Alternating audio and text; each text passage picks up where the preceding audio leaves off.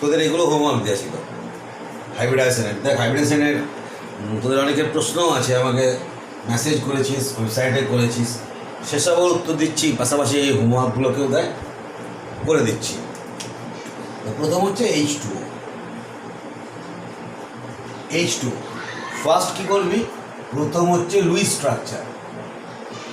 আচ্ছা, অনেকে প্রশ্ন করেছিস যে স্যার লুইস স্ট্রাকচারটা করবো কীভাবে।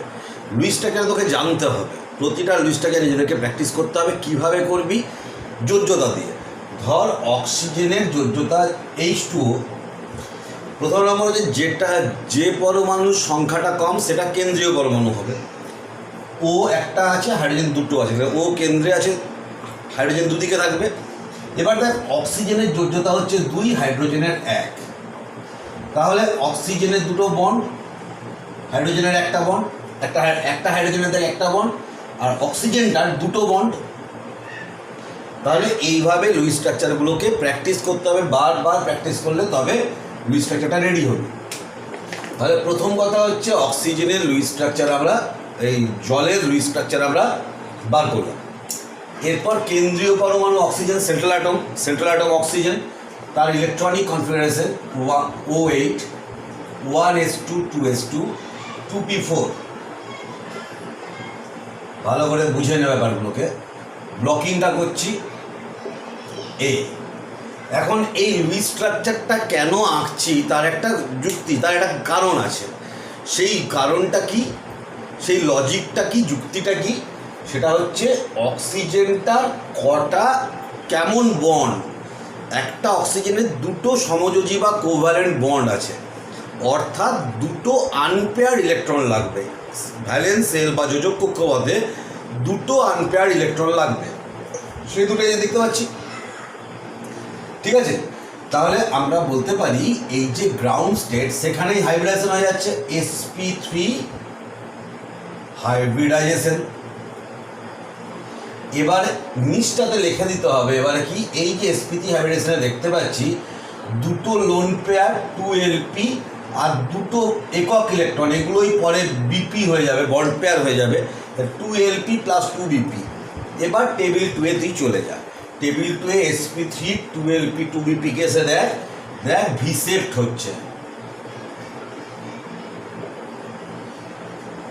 ভি সেপ্ট বা বাংলায় ভি আকৃতি লিখবি। এই তোর কাজ শেষ।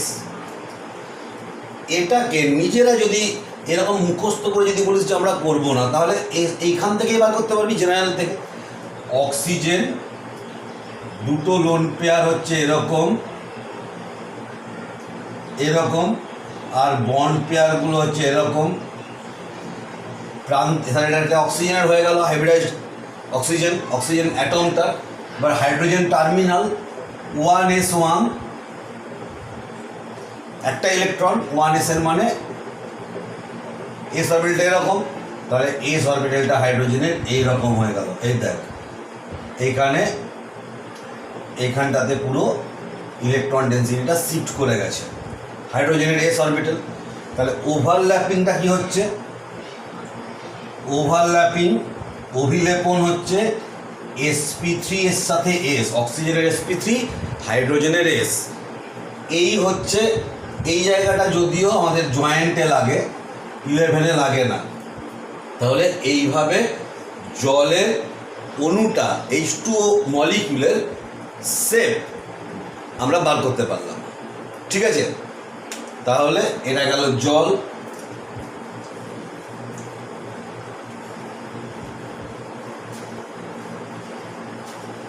আচ্ছা, আরেকটা কথা বলার আছে তোদের। ওয়েবসাইটটাতে তোরা কমেন্ট করেছিস হিমাংশু বলেছিস যে sp3d2 3+3 কেসটা নেই কেন। তো দেখ, হ্যাঁ ঠিক বলেছিস, sp3d3 লোন পেয়ার আর বন্ড পেয়ার 3-3, এই কেসটাকে আমি সত্যি বলতে এখানে লিখতে গিয়ে ভুলে গেছি। তো এটা দেখিয়ে দিচ্ছি। এবার যদিও আমি তোদেরকে শিখিয়ে দিয়েছিলাম, নিজেদেরই বলতে পারা উচিত ছিল, তো আমি দেখিয়ে দিচ্ছি। দেখ sp3d3 মানে sp3d2, তিন তিন কেসটাকে চেয়েছিস, 2 আর 3 এর 5 আর 1 6টা, তাহলে 3 আর 3 এর 6 চেয়েছিস। তো দেখ ব্যাপারটা কেমন, আমি একটু পেনের সাহায্যেই দেখাচ্ছি তোদের, ভালো করে বোঝ ব্যাপারটাকে, তাহলেই ক্লিয়ার হয়ে যাবি।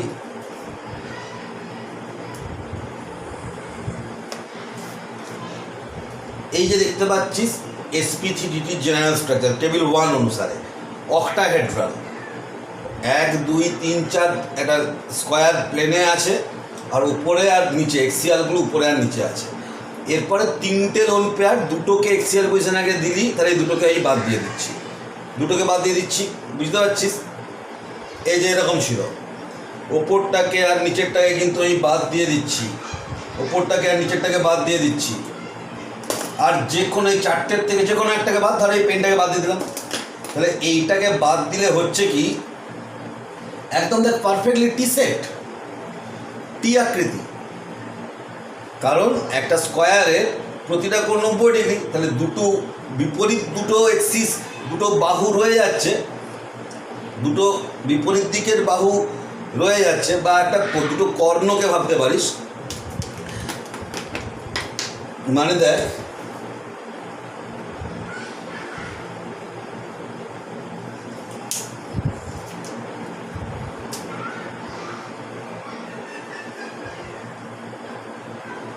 এরকম রয়ে যাচ্ছে, আমরা মুছে দিয়েছি এইটাকে, এটাকে আর এটাকে মুছে দিয়েছি, তাহলে রয়ে যাচ্ছে কি কি স্কোয়ারের যে বেসটা বা ভূমিটা রয়েছে, ভূমিটা তার একটা কর্ণ আর তার আরেকটা অর্ধেকটা কর্ণ, তাহলে এই আর এই মানে সোজা করে দিলে এই, অর্থাৎ হচ্ছে কি এটা হবে কেমন স্ট্রাকচার বা গঠন হবে কেমন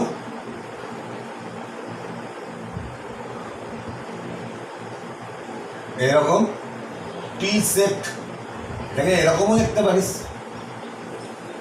টি সেটও লিখতে পারিস, এরকম টি আকৃতির হচ্ছে, তাহলে এটাকে বলা রইল টি সেট বা টি আকৃতি,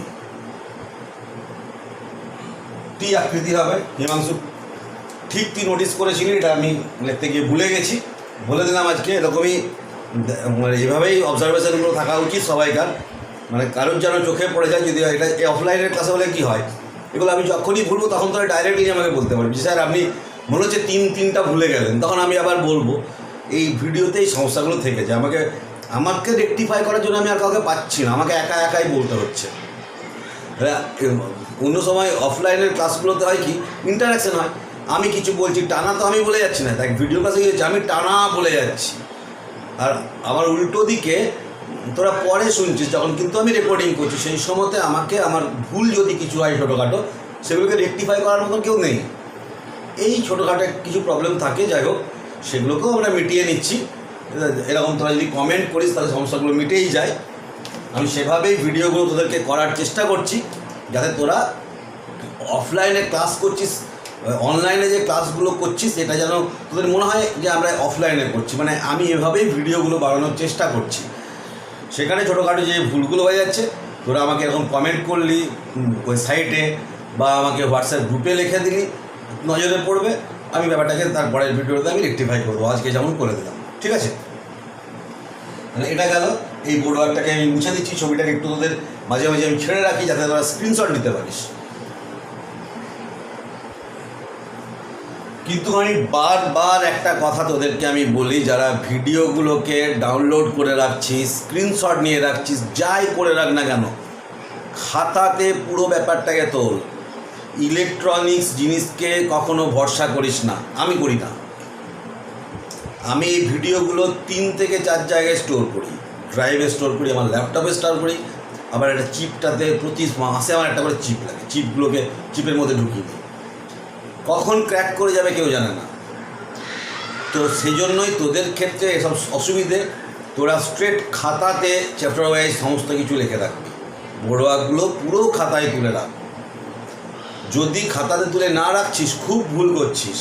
আমি বারবার বলছি, শুধু আমার ক্লাস নয়, যে স্যারের কাছে তোরা অনলাইনে পড়ছিস, ফিজিক্স পড়ছিস, ম্যাথ পড়ছিস, বায়োলজিক্যাল সায়েন্স পড়ছিস, সমস্ত স্যারের নোটসগুলোকে, যা বলছে বোর্ডওয়ার্কগুলোকে, যেগুলোকে লিখতে বলছে সেগুলোকে কিন্তু খাতায় তুলে রাখ।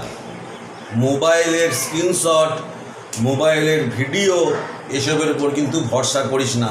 এগুলো আমাদের এখন অসুবিধে বলে এইভাবে আমরা করতে বাধ্য হচ্ছি, কিন্তু তার সমাধানটা কিন্তু আমাদেরকেই করতে হবে, এটা মাথায় রাখিস। তো আমি পরেরটাতে চলে যাচ্ছি।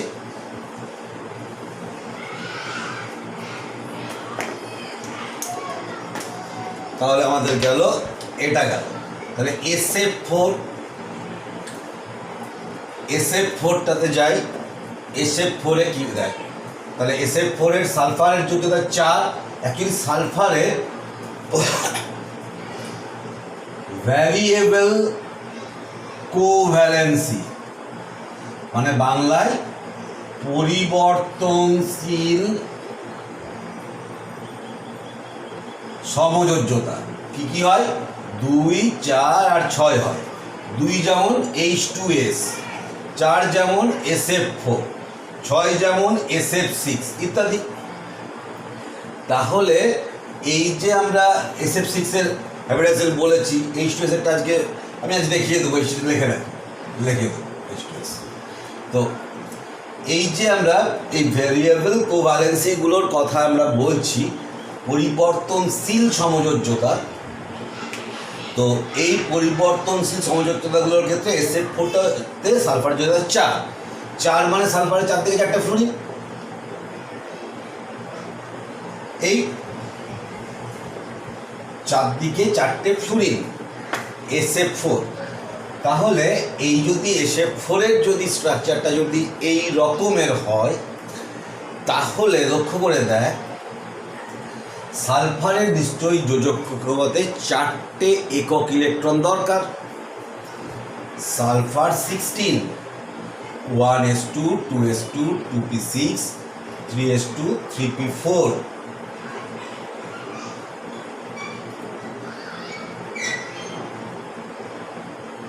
এই দেখ গ্রাউন্ড স্টেট। তাহলে সালফারের শেষ পথে একক ইলেকট্রন বা অড ইলেকট্রন আছে 2টো, দরকার 4টে। তাহলে আমাকে 3d0 করতে হবে।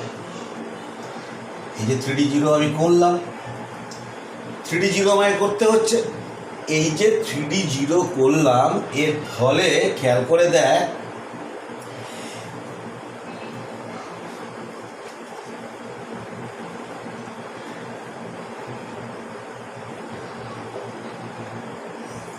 করলাম, এখানে আপাতত কোনো ইলেকট্রন নেই। তাহলে আমাকে করতে হবে কি, 4টে ইলেকট্রন চাই। তার মানে একটা জোড়কে যদি করি, মানে তুই যে সংকরায়নটা করবি সেটা তোর প্রয়োজন সাপেক্ষে, প্রয়োজনটা দেখ, প্রয়োজন বুঝতে হবে। 4টে ইলেকট্রন চাই, তাহলে একটা জোড়কে খুলবো। যখন SF6 করেছিলাম, প্রথম দিন হোমওয়ার্ক দিয়েছিলাম, আমি করিয়ে দিয়েছি আগের দিনের ভিডিওতে SF6, সেটাতে দেখ 6টা একক ইলেকট্রন লাগছিল, আমি 2টো জোড়কে খুলে দিয়েছিলাম। আজকে কিন্তু 4টে একক ইলেকট্রন চাই, তাহলে একটা জোড়কে খুলবো। একটা জোড়কে খুললেই কিন্তু আমার একক ইলেকট্রনের সমস্যা মিটে যাবে। তাহলে এক্সাইটেড স্টেটটা হচ্ছে কি,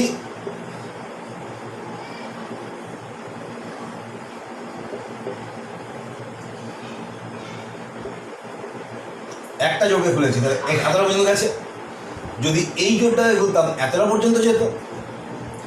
তাহলে সংকরায়নটা হচ্ছে sp3d, s 3টে p 1টা d, আর দ্বিতীয় বন্ধনটা ঠিক এতটা পর্যন্ত যাবে। এটা কিন্তু খেয়াল রাখ, অনেকে হোমওয়ার্কগুলো পাঠাচ্ছিস, দ্বিতীয় বন্ধনগুলো একটু কিন্তু গোলমাল হয়ে যাচ্ছে। একদম যতটা পর্যন্ত আমার কক্ষ কাজে লাগাচ্ছিস ততটা পর্যন্ত দ্বিতীয় বন্ধনীগুলোকে নিয়ে যা, যেখানে সেখানে না, বুঝতে পারলি? তাহলে sp3d হলো sp3d। এবার sp3dর মধ্যে কেসটা দেখ, একটা লোন পেয়ার আর 4টে bond pair, 1lp plus 4bp লিখে দিবি। তাহলে টেবিল 2-এ চলে যা, sp3d এর 1lp 4bp, এতে কি হবে?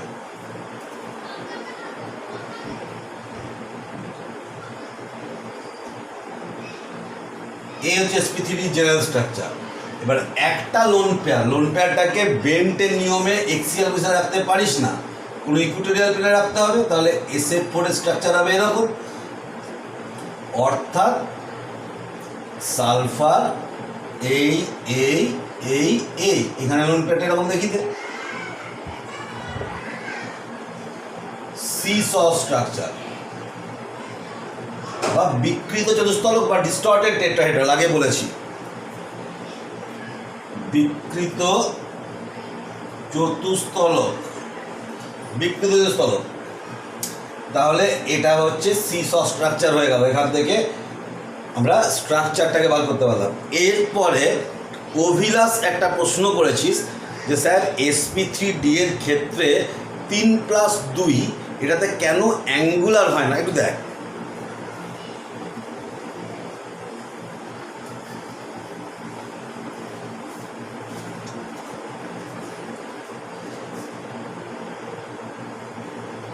sp3d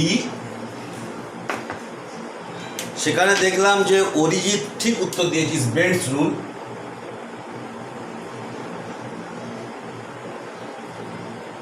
ধর এখানে একটা আছে এই এই এই sp3d জেনারেল স্ট্রাকচার, এই অন্তর টেবিল 1 অনুসারে এরকম জেনারেল স্ট্রাকচার।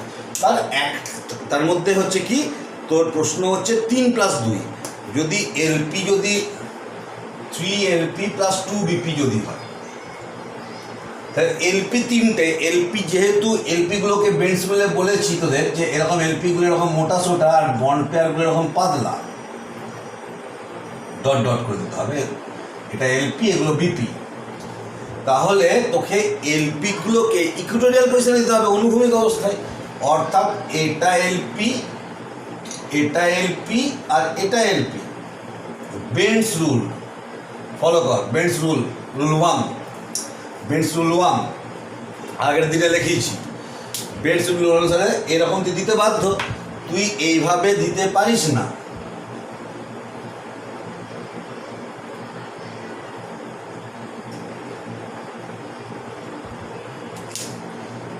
তুই যদি ইচ্ছে করিস যে আমি এরকম দেব, এরকম দেব আর একটা এরকম দেব, এটা ভুল হবে। এটা ঠিক, কারণ কি বেন্টস রুল 1 বলেছে লোন পেয়ারগুলো ইকুইটোরিয়াল পজিশনে থাকতে পছন্দ করে। ইকুইটোরিয়াল মানে অনুভূমিক, শুয়ে থাকতে পছন্দ করে। এই যে একটা ট্রাইগোনাল বাইপিরামিডাল স্ট্রাকচারটাকে দেখ, তাহলে বুঝতে পারবি। আরেকবার দেখাচ্ছি, এগুলোকে আমি বারবার, এগুলো এই রকম প্রশ্নগুলোই যার যার মাথার মধ্যে আসছে তারা করে ফেল। একজন দুজন করছিস ঠিকই, সবাই যাদেরই প্রবলেম হচ্ছে কিন্তু তারা কোশ্চেনগুলো কর।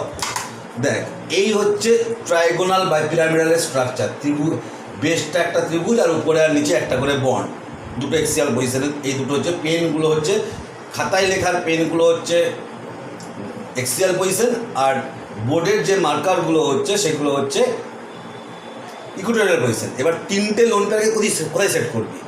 তিনটে লোন পেয়ারকে, এই দুটো উপরে আর নিচে আছে লোন পেয়ারগুলো ইকুইটোরিয়াল, এই তিনটে ইকুইটোরিয়াল পজিশন।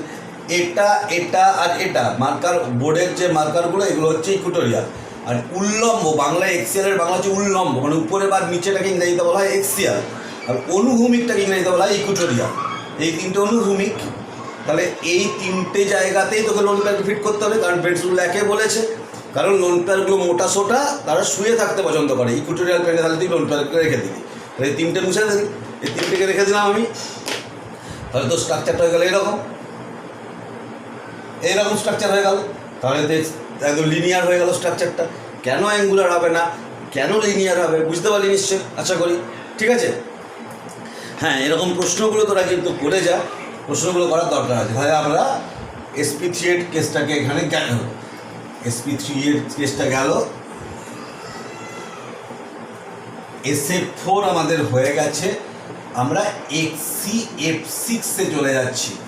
আচ্ছা, হোয়াটসঅ্যাপেও সম্ভবত সুরভি মেসেজ করেছিলি যে স্যার জেনন তো ইনার্ট গ্যাস, এটা কিভাবে হাইব্রিডাইজেশনে যাচ্ছে।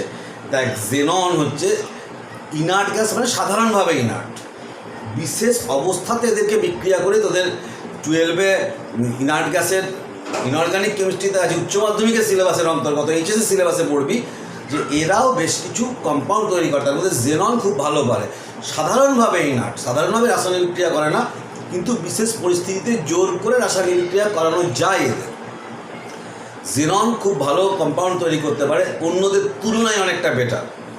ঠিক আছে, তার মানে এই নয় যে জেনন সবাইকার সাথে হো করে কম্পাউন্ড তৈরি করছে, পারে না করতে বেশি, দু একটি ক্ষেত্রে পারে সাধারণভাবে। তার মধ্যে HCF4 জেননের সঙ্গে ফ্লুরিনের এবং অক্সিজেন, যাদের ইলেকট্রোনেগেটিভ খুব বেশি, এদের কিছু কম্পাউন্ড তৈরি হয় অক্সিজেন এবং ফ্লুরিনের সাথে। সেই HCF4 এর জেননের ক্ষেত্রে তাহলে HCF6 বলেছিলাম, তাহলে 6টা এক বন্ধন দিয়ে দিলাম জেনন কেন্দ্রীয় পরমাণু, আর 6টা যেহেতু ফ্লুরিন আছে প্রান্তে আছে সব এক বন্ধন, জেননের যেটা এখানে 6।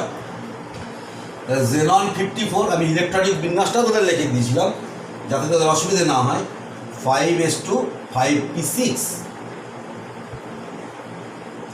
খেয়াল করে দেখ কোনো অড ইলেকট্রন নেই গ্রাউন্ড স্টেটটাতে, কারণ এদের তো অক্টেটটা ভর্তি, তাই তো এই নাট সাধারণভাবে। এটাকে মুছে একটু সাইডে লিখি। লুইস স্ট্রাকচার, ফার্স্ট কাজ হচ্ছে তোর লুইস স্ট্রাকচার আঁকা, একটু দূরে সরিয়ে লিখলাম 5p6। তাহলে এখন জেননের 5d0টাও লিখতে হবে। এই জায়গাটাতে অনেকের গোলমাল হয়ে গেছে, তো 5d0টাকে আঁকতে হবে আমার দরকার। পরে হঠাৎ করে 5dকে উদ্ভব করা চলবে না, গ্রাউন্ড স্টেটে দেখিয়ে দিতে হবে, যে ফাঁকা আছে সেটাই দেখিয়ে দেয়, ফাঁকাটা আছে সেটাই দেখিয়ে দেয়। 6টা একক ইলেকট্রন, তাহলে আমাকে 3টে জোড় খুললেই 6টা একক ইলেকট্রন পেয়ে যাবো। তাহলে এই হিসেবটা করে নেওয়া, এই হিসেবটাই করতে হবে। ধর যদি 2টো একক ইলেকট্রনের দরকার হতো, একটা জোড়কে খুলতিস, 4টে দরকার হলে 2টো জোড়কে খুলতিস, 6টা দরকার হলে তুই 3টে জোড়কে খোল, 8টা যদি দরকার হয় 4টে জোড়কে খোল, ইত্যাদি। তাহলে এক্সাইটেড স্টেটে কী হচ্ছে, 3টে জোড়কে আমরা খুলব,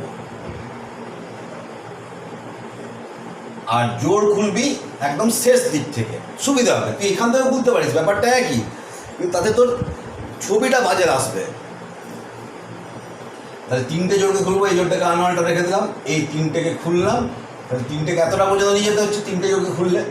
তাহলে সম্পর্কটা হচ্ছে sp3d3, HCF6 sp3d3, তার মধ্যে 1lp আর 6bp। আমি তোদেরকে বলেছিলাম sp3d3 একটাই কেস স্টাডি হয়, মানে যখন সাধারণভাবে sp3d3 তো পেন্টাগোনাল বাই পিরামিডাল, আর একটা কেস হয় 1lp এবং 6bp, এছাড়া কোনো কেস হয় না, কারণ আমাদের এখন সেরকম কোনো মলিকুল আবিষ্কার হয় না, তাই আমাদের প্রয়োজন পড়ে না। তাহলে সেটা স্ট্রাকচার হয়, আমি তোদেরকে টেবিল 2-এ সেটাকে বুঝিয়ে দিয়েছি যে এরকম হবে, অক্টাহেড্রাল হয়ে যায়, মধ্যেখানে জেনন আর কোনো একটা সাইডে লোন পেয়ারটাকে দেখিয়ে দিবি, একটা যে লোন পেয়ার আছে 2টো ডট দেখিয়ে দিবি, অক্টাহেড্রাল। এবং তোকে যদি জয়েন্টের বেলায় যদি তোকে লজিক চাই যে কেন অক্টাহেড্রাল হবে, তার লজিকটাও বলেছি, রিপালসেন বা বিকর্ষণ 6bp very very greater than 1lp। একটা লোন পেয়ারের বিকর্ষণের থেকে 6টা বন্ড পেয়ারের বিকর্ষণ এত বেশি যে লোন পেয়ারটাকে সেই স্ট্রাকচারটার থেকে বাদ দিতে হয়। ছবিটা দেখবি, তোদের আঁকিয়েছিলাম আমি,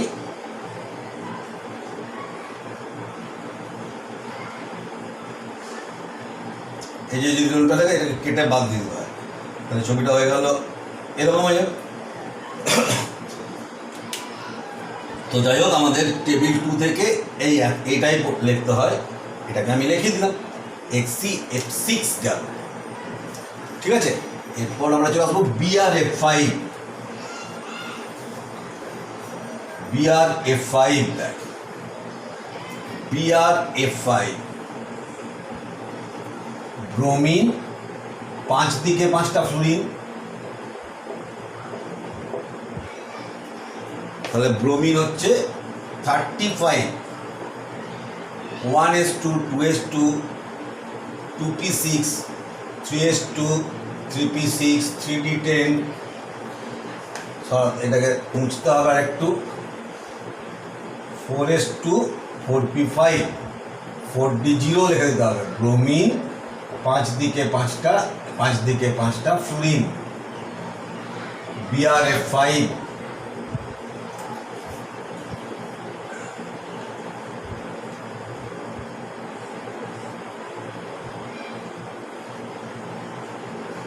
তাহলে এই দুটো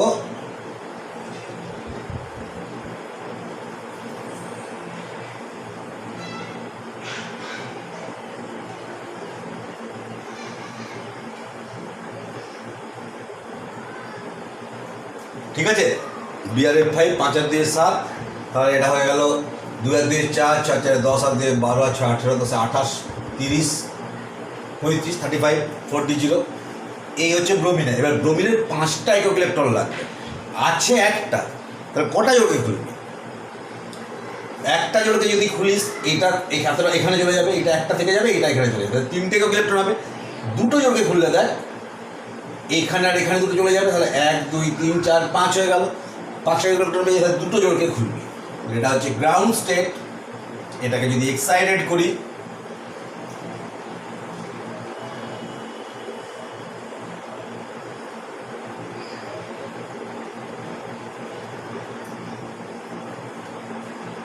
আর এই সংক্রান্তি করে করছি একটা S 3টে P 2টো D, তাই sp3d2, মানে কক্ষকগুলোকে দেখছিস, একটা S কক্ষক, 3টে P কক্ষক আর 2টো D কক্ষক, তাই sp3d শঙ্করায়ন।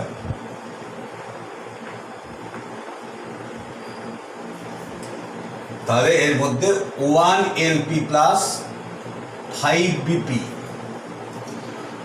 1lp আর 5bp মানে হচ্ছে স্কয়ার পিরামিডাল হয়।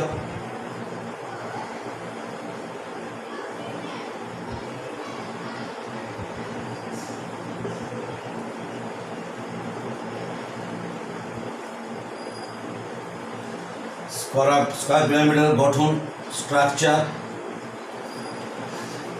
স্কয়ার পিরামিডাল তোদেরকে দেখিয়েছিলাম, আরেকবার দেখিয়ে দিচ্ছি, দেখ কিভাবে হচ্ছে।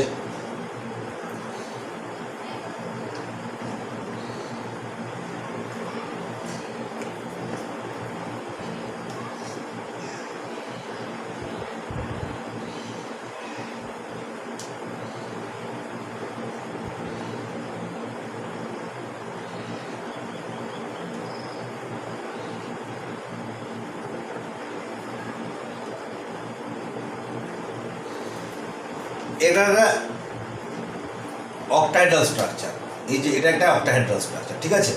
তাহলে এর মধ্যে একটা লোন প্যাড, লোন প্যাডটা তুই কোথায় রাখবি? তুই লোন প্যাডটা ইকুইটোরিয়াল পেন, মানে 4টে হোয়াইট বোর্ড মার্কার যেগুলো, মার্কার পেন যেগুলো আছে সেখানে একটাকে ধরবি, তাহলে এটাকে রেখে দিলাম, এটাকে মুছে দিই, বাকিটাকে যেমন আছে সেরকম রেখে দিই। এই যে দেখ, এই দুটো খাতায় লেখার পেন আর এই সবুজ আর কালো যে মার্কার আছে, এই 4টেতে মিলে দেখ স্কোয়ার হয়ে গেছে, মানে আড়াআড়ি স্কোয়ার পিরামিড। সোজা করে দিলেই স্কোয়ার পিরামিডাল হয়ে গেল। এরকম করে তার একটা তুই তোর স্পেসের ক্ষেত্রে উপর নিচ ডান দিক বাঁ দিক কিছু হয় না, তুই যেদিকে খুশি এটাকে স্ট্রাকচারটাকে দেখাতে পারিস। এরকম করে একটা স্কোয়ার পিরামিডাল, সেটাই এরকম করলে খাঁটি একদম স্কোয়ার পিরামিডাল যেমন দেখতে হয় সেরকম দেখতে হয়ে যাচ্ছে, তাই এটাকে স্কোয়ার পিরামিডাল বলছে। মানে আমি বলতে চাইছি এখানে এই লোন প্যাডটা দিলে তাদের ভুল হচ্ছে না, মানে কেউ বুঝবে না যে এটা হচ্ছে ইকুইটোরিয়াল, এটা এক্সিয়াল প্লেনের মধ্যে রয়ে গেছে, ইকুইটোরিয়াল নেই। এটা কারণ এটার থেকে বোঝা যাচ্ছে বেন্টসের রুলটাকে মেনে আমরা তারপরে ছবিটাকে এঁকেছি, ঘুরিয়ে এঁকেছি, অর্থাৎ স্কোয়ার পিরামিডাল লিখে দিবি টেবিল 2 অনুসারে। বোঝা গেল? তাহলে গেল BRF5। আমরা এরপরে চলে আসবো CLF3-তে।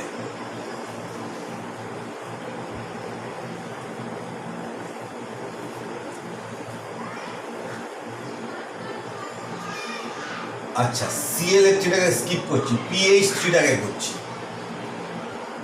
PH3 দেখ, ফসফরাসের 3টে বন্ড এরকম, তাহলে phosphorus 15, 1s2, 2s2, 2p6, 3s2, 3p3, 6 4 10 আর 2 12 3 15। তাহলে দেখ এই এরকম হচ্ছে। তাহলে এটা হচ্ছে গ্রাউন্ড স্টেট। গ্রাউন্ড স্টেটে হচ্ছে কিন্তু আমার 3টে ইলেকট্রন চাই, 3টেই আছে, sp3 হয়ে গেল। তার 1lp প্লাস 3bp, একটা লোন পেয়ার, 3টে বন্ড পেয়ার, মানে হচ্ছে পিরামিডাল স্ট্রাকচার, অ্যামোনিয়ার মতন গঠনটা হয়ে গেল। একদম এরকম লিখে দিবি, পিরামিডাল স্ট্রাকচার। এই যে লোন প্যাডটাকে দেখে দিই, যটা লোন প্যাড তারা কিন্তু দেখিয়ে দিতে হবে। লোন প্যাড দেখিয়ে দিয়েছি, বুঝতে পেরেছিস? তাহলে PH3 গেল। আচ্ছা, আমি অনেকে ঠিক করেছিস, আবার অনেকে কিন্তু ভুল হয়েছে। তারা আজকে একটু নিশ্চয়ই ক্লিয়ার হলি যে কিভাবে আমরা ভাবছি। আমি বলছি যে ClF3, HCF4 আর H2S, এই তিনটে তোরা আরেকবার কর বাড়িতে। আমি পরের দিন কোঅর্ডিনেট বন্ড আর ডবল পাই বন্ডের হাইব্রিডাইজেশন দেখাবো। তাহলে একসঙ্গে সব এই করলে এই জায়গাটা খুব ইম্পর্টেন্ট। এখানটাতে এক তাড়াহুড়োর কিছু জায়গা নেই। এটা যদি আমরা অফলাইনে করাতাম, আমি এভাবেই করাতাম। তো কী হচ্ছে, অফলাইনে হলে কি, অফলাইনে তোরা কিছু বলবি, আমি কিছু বলবো, অনেকে বুঝতে পারবে না, তাদেরকে বোঝাতে অনেকটা সময় লাগে। সেজন্য অফলাইন কিন্তু যেহেতু এই যে অনলাইনে আমি ভিডিও করছি, এখানে আমি একাই বলছি, তোদের যে অসুবিধাটা সরাসরি আমি শুনতে পাচ্ছি না, তাতে কী হচ্ছে, অনেক কম্প্যাক্ট হয়ে যাচ্ছে ভিডিওটা। এবং এই যে একটা আধ ঘন্টার কথা বলা মানে সেটা 1.5 ঘন্টার সমান দাও। কারণ অফলাইনে কী হতো, আমি একটা কথা বলে তোরা আমার 4টে কথা বলছিস, তাহলে টাইমটা অনেক এই যে কম সময়ে যে লাগছে, যে ভিডিওটাকে আমি করছি, যে কথাগুলোকে বলছি, সেটা যদি অফলাইনে বললে আরও অনেকটা বেশি সময় লাগতো। এখানে অনেকটা কম সময় লাগছে। সেজন্য আমি তাড়াহুড়ো করছি না, আমি তোদেরকে ধাপে ধাপে যেমন একদম কেমিস্ট্রির কনসেপ্ট ক্লিয়ার করছি, যাতে তোদের 11-এর পরীক্ষা, উচ্চ মাধ্যমিক এবং যে কোনো রকমের জয়েন্টে কোনো অসুবিধে না হয়। কনসেপ্টগুলোকে ভালো করে, তো যদি বেসিক সেন্স যদি তোর পরিষ্কার থাকে, তোকে কেউ আটকাতে পারবে না। ফার্স্ট কাজ হচ্ছে বেসিক সেন্স পরিষ্কার করা। দেখ, এখানে তোরা অনেক বইয়ে পড়বি যে সংকরায়ন বা হাইব্রিডাইজেশন করার সময় অনেক কিছু ফর্মুলা আছে, ভ্যালেন্সিয়াল ইলেকট্রনগুলোকে যোগ করে ফর্মুলা আছে। আমি ফর্মুলাতে যাচ্ছি না, আমি যাইনি, টাচ করিনি, বইয়ে আছে, আমি গেলাম না। ফর্মুলাতে যতগুলো হবে তার থেকে অনেক বেশি মলিকুল হবে না, ব্যতিক্রম এক্সেপশনাল কেস অনেক আছে। সেজন্য ফর্মুলায় যাস না, স্ট্রেট একদম আমি যেভাবে বলছি টেবিল 2 ধরে পুরো কাজটা করবি, তাহলে একদম ইজি হয়ে যাবে। বোঝা গেল? এই তিনটেকে আরেকবার এটা কর। যেমন দেখ, HCF4-এর বেলায় বলছি, HCF4-এর জেরনের চারদিকে 4টে পড়ি। এবারে জেরনের এই মাত্র HCF6টা করেছিলাম। জেরনের তো শেষ কক্ষপথে 8টা ইলেকট্রন, অর্থাৎ 4টে জোড়া। তা তোকে 4টে ইলেকট্রন করা মানে 2টো জোড়কে খুলতে হবে। আগেরটাতে HCF6-এ HCF6 6টা একক ইলেকট্রন দরকার ছিল, তাই তুই 3টে জোড়কে খুলেছিলি। এখানে 4টে একক ইলেকট্রন দরকার, তাই 2টো জোড়কে খুলবি। যখন 8টা ইলেকট্রন একক ইলেকট্রন জেরনের দরকার হবে, তখন 4টে জোড়কেই খুলে দিতে হবে। তুই তোর প্রয়োজন মতো ইলেকট্রন জোড়কে খুলবি। তো আরেকবারটি কর। আমি এই জায়গাটাকে আরেকবার, যাতে আরেকদিন পরের দিনটাও বলার স্কোপ পাই, সেজন্য আমি জায়গাটাকে আরেকবার ছেড়ে রাখছি। তোরা এই তিনটে কিন্তু, এই যে তিনটে হোমওয়ার্ক কিন্তু দেওয়া রইল, ClF3, HCF4 আর H2S। আমি আমার খাতাটাতেও লিখে রাখি, ClF3, HCF4 আর H2S, এই তিনটে হোমওয়ার্ক কিন্তু আমার দেওয়া রইল। ঠিক আছে, আজকে এখানে শেষ করছি। আর আরেকটা কথা বলে দিই শেষ করার আগে, সেটা হচ্ছে এই পুরো সংকলনটা আগে পুরোটা হয়ে যাক হাইব্রিডাইজেশনটা, তারপরে একটা লাইভ ক্লাস করব গুগল মিটে। তো সেই গুগল মিটের ক্লাসটা করব, আগের থেকে একদম ডেট দিয়ে দেবো, টাইমটা দেখবো, বিশেষ করে টাইমটা এখানে ফ্যাক্টর, টাইম দিয়ে দেবো আগের থেকে। যদি তোদের টিউশন থাকে, সেই টিউশনের টাইমটাকে একটু অ্যাডজাস্ট দিয়ে একটা দিনের জন্য করবি তোরা। আমি তার রেগুলার লাইভ করাই না, খুব গুরুত্বপূর্ণ ক্লাস হবে। তোদের ডাইরেক্ট আমাকে তোদের সমস্যাগুলো বলতে পারবি। আগে সংকলনের সব ক্লাসগুলো আগে আর পুরো শিখিয়ে দিই, তারপরে তোদের জন্য আমি এটা লাইভ রাখবো। পরের দিন ভিডিওতে দেখবি, আমি উল্লেখ করবো কথাটা। ঠিক আছে? আর চলি, ভালো থাকিস, বাই।